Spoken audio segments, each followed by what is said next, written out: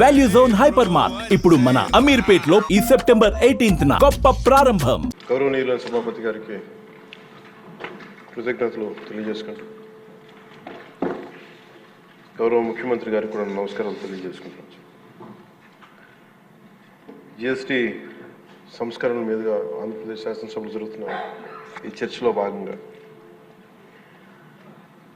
ఈ దేశంలోని ప్రతి పౌరునికి ప్రత్యక్షంగాను పరోక్షంగాను లబ్ధి కలిగించే ఒక చారిత్రాత్మకమైన దిశానిర్దేశకమైన అంశంపై నేను ప్రకటన చేస్తాను. అధ్యక్ష, గౌరవ ముఖ్యమంత్రి శ్రీ నారా చంద్రబాబు నాయుడు గారి సూచనల మేరకు ఈ సమిష్టి నిర్ణయానికి మన రాష్ట్రం ఒక నిర్మాణాత్మక సహకారం అందించింది.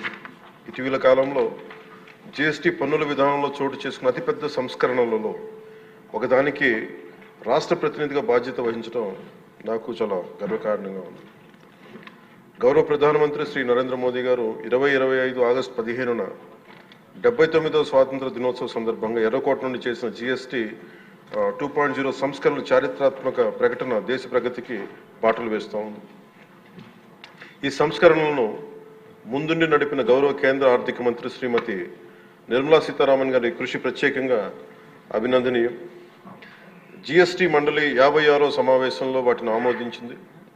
గౌరవ ముఖ్యమంత్రి శ్రీ నారా చంద్రబాబు నాయుడు గారి రాష్ట్ర ఆదాయాలకు ప్రత్యేకించి అనేక సందర్భాల్లో ముఖ్యంగా జిఎస్టీ వచ్చిన తర్వాత గౌరవ ముఖ్యమంత్రి గారు ఒక సందర్భంలో అన్న మాటలు రాష్ట్ర ఆదాయాలకి నష్టం కలుగుతున్నప్పటికీ కూడా సామాన్యుల ప్రయోజనాల కోసం విధానాన్ని మనం బలంగా సమర్థించాలని చెప్పి ఈరోజు వారు కూడా దీన్ని బలంగా సమర్థించారు. అధ్యక్షతని ఎందుకంటే మనకి ఆర్థిక ఆటుపోట్లని చూస్తూ కూడా వచ్చే ఆదాయం తగ్గిపోతున్న జిఎస్టీ సంస్కరణల వల్ల, కానీ దాన్ని ఇంకొకలాగా దాన్ని ఎలా పూడ్చుకోవాలని తెలిసి ఆయన ముందుండి దీన్ని మద్దతు తెలిపినందుకు వారికి నా కృతజ్ఞతలు తెలియజేస్తున్నాను.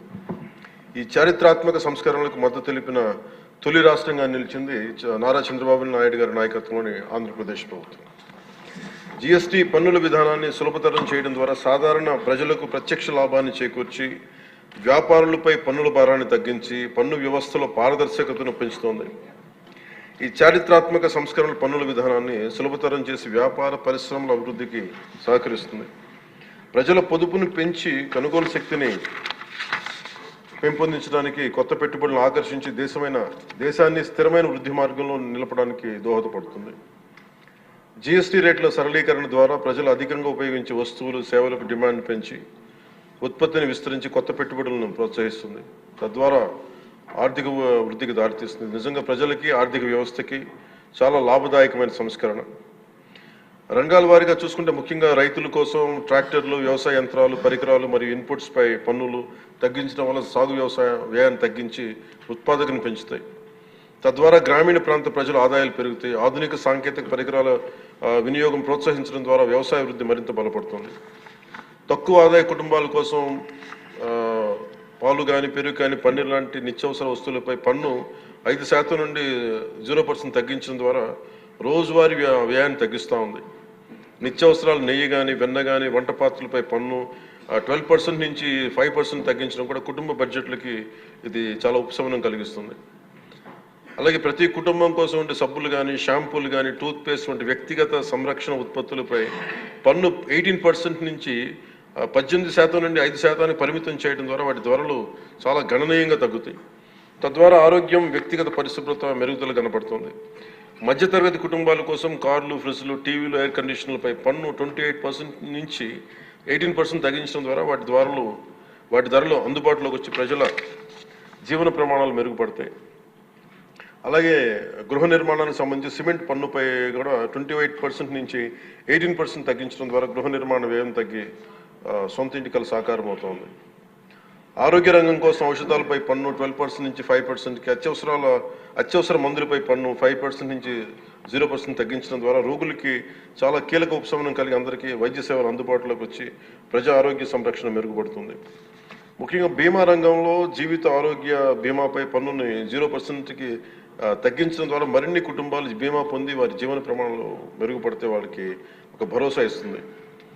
ముఖ్యంగా ఎంఎస్సీల కోసం వ్యాపార ఉత్పత్తులు, మధ్యవర్తిత్వ సేవలపై పన్ను సరళీకరణ ద్వారా ఖర్చులను తగ్గించి పోటీ వాతావరణాన్ని పెంచుతూ ఉంది. త్వరితగతిన వెంటనే రీఫండ్ ద్వారా వ్యాపారులకు సమయానికి డబ్బు అందుబాటులో ఉండే వ్యాపారం ఎగుమతులు, ఉపాధి అవకాశాలు పెరుగుతాయి. విద్యారంగం కోసం విద్యారంగానికి సంబంధించిన వస్తువులపై తక్కువ పన్నులు విద్యను మరింత అందుబాటులోకి తెస్తాయి.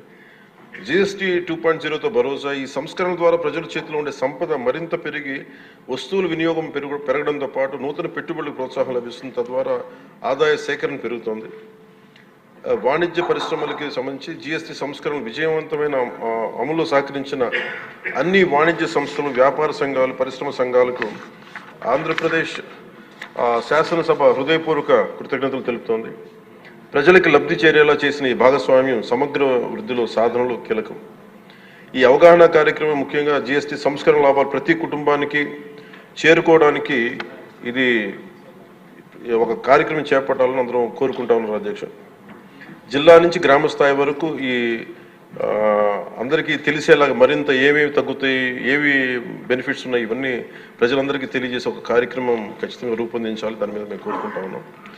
అలాగే ఈ రెవెన్యూ కానీ, కమర్షియల్ ట్యాక్స్, పంచాయతీ అధికారులు గ్రామ స్థాయిల్లో ప్రజలకు నేరుగా కలిసి వాళ్ళకి మమేకం వాళ్ళకి ఎలా లబ్ధి చేకూరుతుందో అది కూడా చెప్పగలగాలి.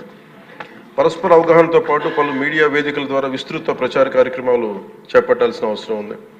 ఈ కార్యక్రమం ప్రధాన లక్ష్యం ప్రతి కుటుంబం జిఎస్టీ సంస్కరణల గురించి తెలుసుకుని వాటిని లాభాలు పొందాలని మనస్ఫూర్తిగా కోరుకుంటూ ఆంధ్రప్రదేశ్ ప్రభుత్వం ఈ చారిత్రాత్మక మార్గదర్శక సంస్కరణలు ఆహ్వానిస్తూ ప్రజల ఆర్థికాభివృద్ధి కోసం వాటి విజయవంతమైన అమలుకు సంపూర్ణ మద్దతు ప్రకటిస్తోంది. థ్యాంక్ యూ అధ్యక్ష. జై. సుమన్ టీవీలో మీ పర్సనల్ అండ్ బిజినెస్ ప్రమోషన్స్ కోసం కింది నెంబర్కి కాంటాక్ట్ చేయండి. డ్రగ్స్, గంజాయి లాంటి చెడు వ్యసనాలకు దూరంగా ఉండండి. తాత్కాలిక ఆనందం కోసం జీవితాలని నాశనం చేసుకోవద్దు. డ్రగ్స్ విక్రయాలు, దందాలు నిర్వహిస్తే 1800-599-6969 టోల్ ఫ్రీ నంబర్ కి కాల్ చేయండి. డ్రగ్స్, గంజాయిని నిర్మూలిద్దాం, భవిష్యత్తును కాపాడదాం.